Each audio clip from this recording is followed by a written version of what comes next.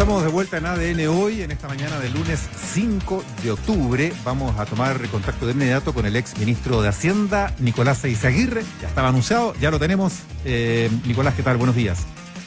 Hola Mauricio, muy buenos días. Hola Mirna, buenos días. ¿Qué tal? Gracias por atender nuestra llamada para analizar la coyuntura económica y las proyecciones y el contexto, además de los principales debates que estamos teniendo por estos días, como el de las pensiones, tal como anunciaba Mirna Schindler antes de los comerciales.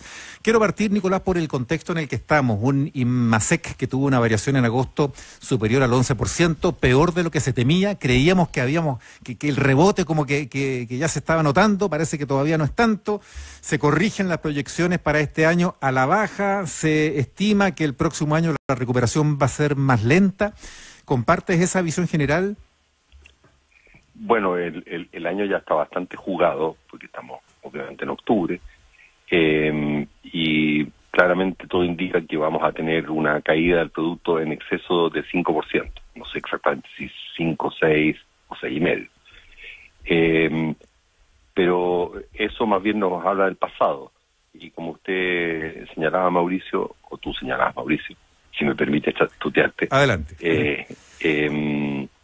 Hacia adelante yo creo que hay bastante incertidumbre. Siempre, desde el principio de esta pandemia, diversos economistas y yo mismo hemos planteado que la verdad, las cosas que la política sanitaria es lejos lo más importante del punto de vista de la reactivación. Porque si tú tienes eventualmente un rebrote y tienes que retroceder en los pasos de la ley paso a paso y reconfinar en algunos lugares o restringir la movilidad, eso te afecta a la producción directamente. Entonces, como todavía es difícil saber si vamos a tener rebrote o no, porque la circulación del virus continúa bastante alta, es bien difícil saber si en los meses que vienen la actividad se va a recuperar o no, o qué tan rápido se va a recuperar, pero qué tan rápido se va a recuperar. En ese contexto, Nicolás, estamos ante un escenario en que se alarga la necesidad de acciones del Estado, medidas resueltas por el gobierno para apoyar a la gente, se alarga el periodo de protecciones de emergencia, de ingreso familiar, de bonos. Y lo pregunto porque vamos a entrar luego al debate sobre las pensiones y estamos en esta suerte de intermezzo aquí de situación de transición entre la emergencia plena y una normalidad más estable. Claro. Se alarga y hay plata para eso. Si uno toma un punto más cauteloso, que es lo que al menos a mí me calzaría más, tú no puedes descartar que la reactivación sea lenta, que el quiebre de la curva todavía continúe sin producirse y por tanto vas a tener que seguir haciendo apoyos a los hogares. De lo contrario, ya sabemos, el agua escurre por la parte menos deseable y comienzan los retiros de los fondos de pensiones y todas esas formas inevitables en que la gente se trata de defender frente a la digamos, carencia completa. Entonces yo creo que efectivamente, bueno, esta es la misma discusión que está en Estados Unidos, que yo rápidamente, y creo que ya estamos un poco tarde, daría certezas de renovación del ingreso familiar de emergencia, por ejemplo, quizás con un monto un poquito superior, y provisionarlo para el año 2021, pues no podemos descartar que lo necesitemos.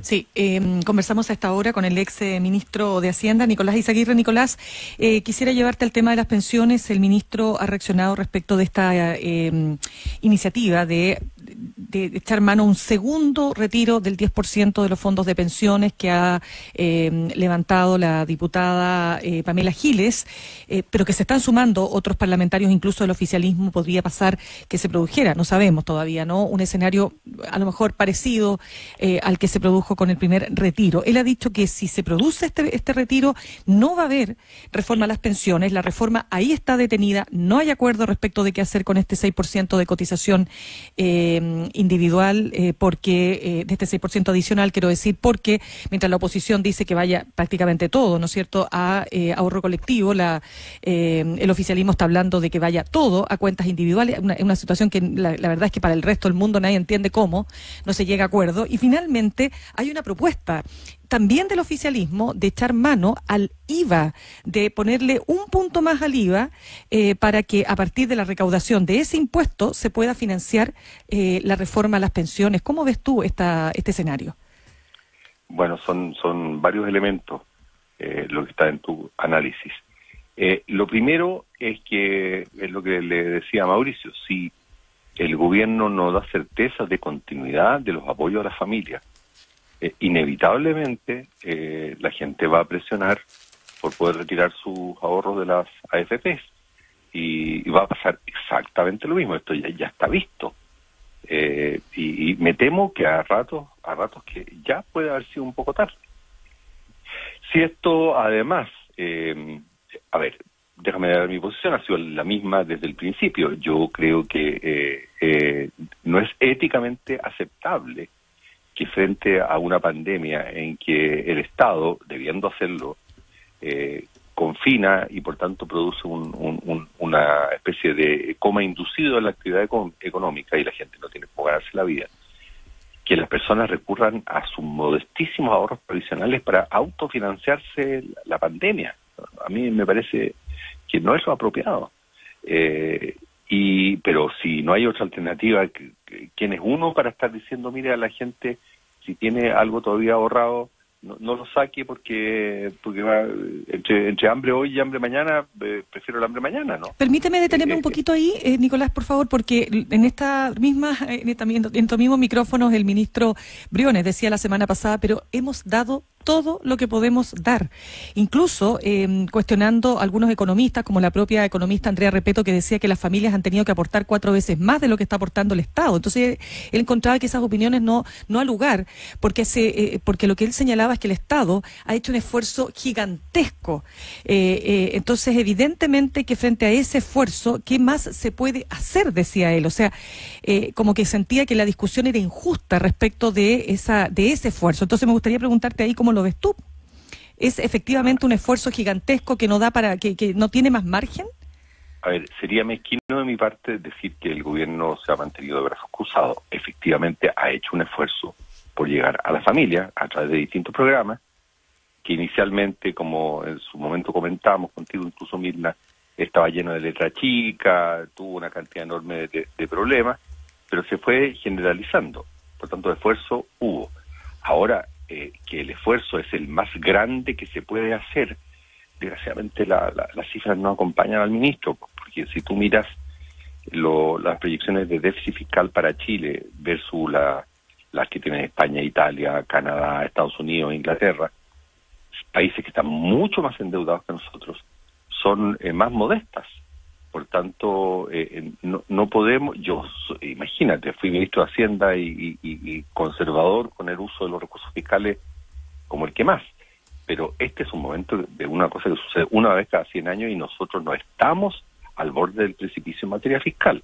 Por tanto, además, ¿cuál es la alternativa? Si tú no acudes en ayuda a la familia, incluso con mayor déficit, el sistema te termina reventando por los lados. Entonces, yo no creo que se pueda afirmar con rigor que hemos llegado al raspado de la olla. A ver, quisiera darle una vuelta justamente a eso, Nicolás, porque uno podría preguntarse a partir de lo que Mirna recuerda que dice el gobierno cada vez que se plantean estas cosas, ¿en qué situación nos deja realmente una y otra alternativa? Más aportes del Estado, más déficit y más deuda pública, que es lo que se está advirtiendo con todos los costos que después todos los chilenos vamos a tener que pagar porque esas cosas se pagan, versus un nuevo retiro de pensiones que deje a millones de futuros pensionados con las pensiones muy mermadas, ya no con el 10, sino con el 20% del retiro acumulado, y muchos ya derechamente sin pensión porque retiraron todo.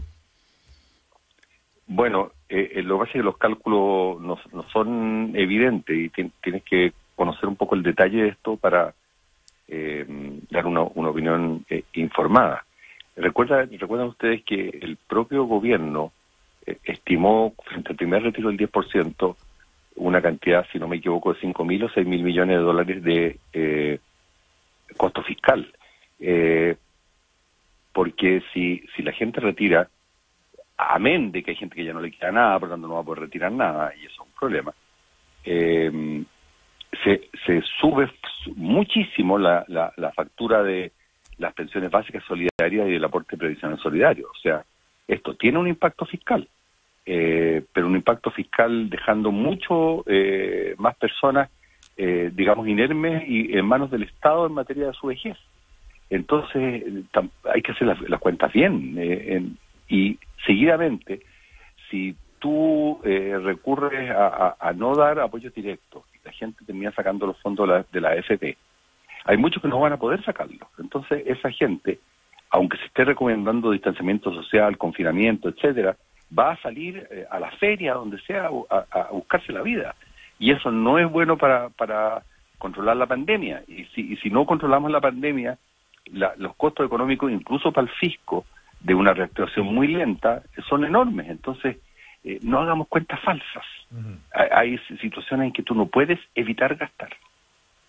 Y volviendo, perdón, Nicolás Izaguirre, volviendo a la pregunta, cuando él dice no habrá reforma a las pensiones, y lo que está pasando con las pensiones y esta iniciativa de echar mano al IVA, ¿cómo lo ves? Ya, yo te comencé a contestar. Sí, es que quise hacer el punto. Habían varias preguntas por y supuesto. después me repreguntaron, por eso No, por supuesto que por eso te lo replanteo. Ya, gracias. Respecto de apoyar las pensiones recurriendo a un alza del IVA, voy a decir lo que es de sentido común y que cualquier economista sabe.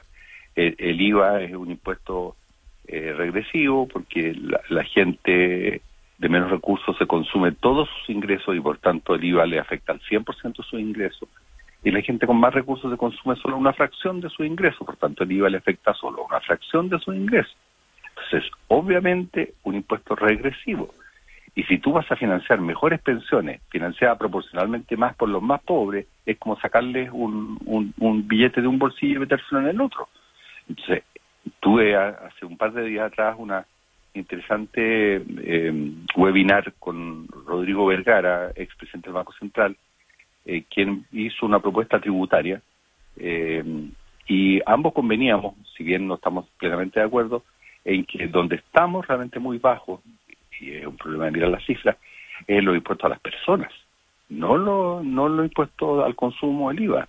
Entonces, si queremos hablar en serio de cómo financiar pensiones y salud y educación, hablemos de una reforma tributaria que parta por eliminar gran parte de exenciones que no se justifican en lo absoluto, como la renta presunta y otras, y de mejorar la fiscalización, porque la evasión y la ilusión, sobre todo en los sectores de altos ingresos, es enorme.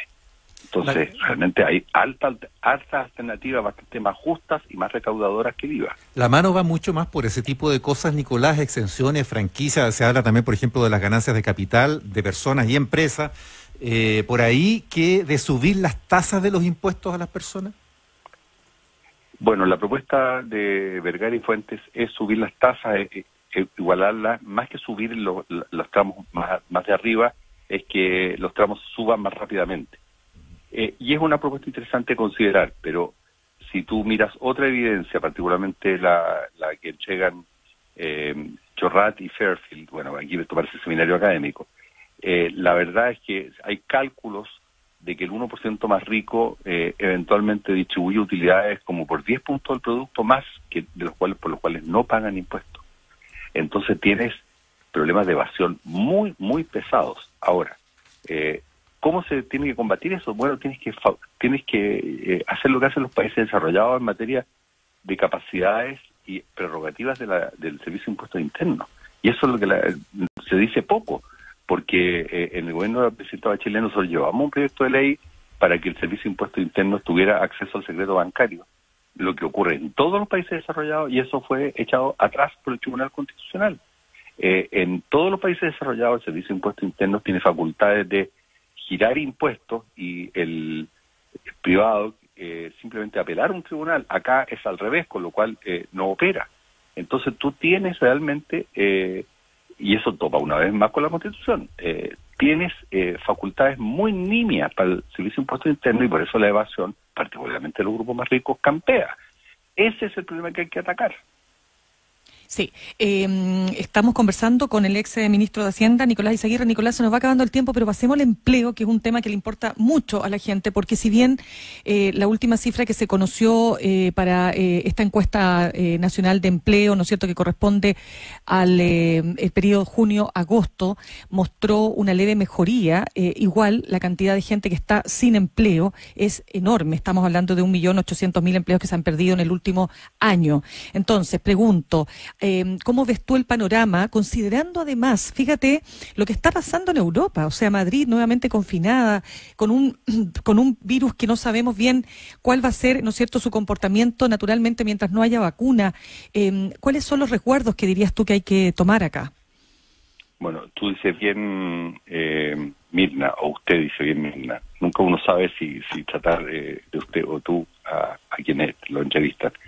Pero bien, ya te dije tú. El empleo, Mirna, es un espejo de lo que sucede con la producción. Por tanto, si nosotros no reactivamos, y ya expliqué que eso depende críticamente, como usted lo señala implícitamente, de que seamos capaces de quebrar la curva de contagio. Si la producción no se reactiva, el empleo no se va a reactivar. Y efectivamente puede que la última cifra haya dado un par de décimas menos, pero como usted lo anticipaba en su pregunta, lo que ocurre, la verdad, es que ha habido un montón de gente que antes participaba en la fuerza de trabajo y que ahora simplemente no está en la fuerza de trabajo. Entonces, el desempleo real, y lo ha dicho la propia directora del INE, es por arriba del 20%. Si comparamos, digamos, la gente que trabajaba antes versus la que trabaja ahora. Entonces tenemos un problema social gigantesco de gente que no tiene ingresos para llegar al fin de mes. Volviendo ahí amarramos con lo que hablábamos antes, la necesidad urgente de ayudas, en fin, concretamente hay, ¿se verías hablar de alguna?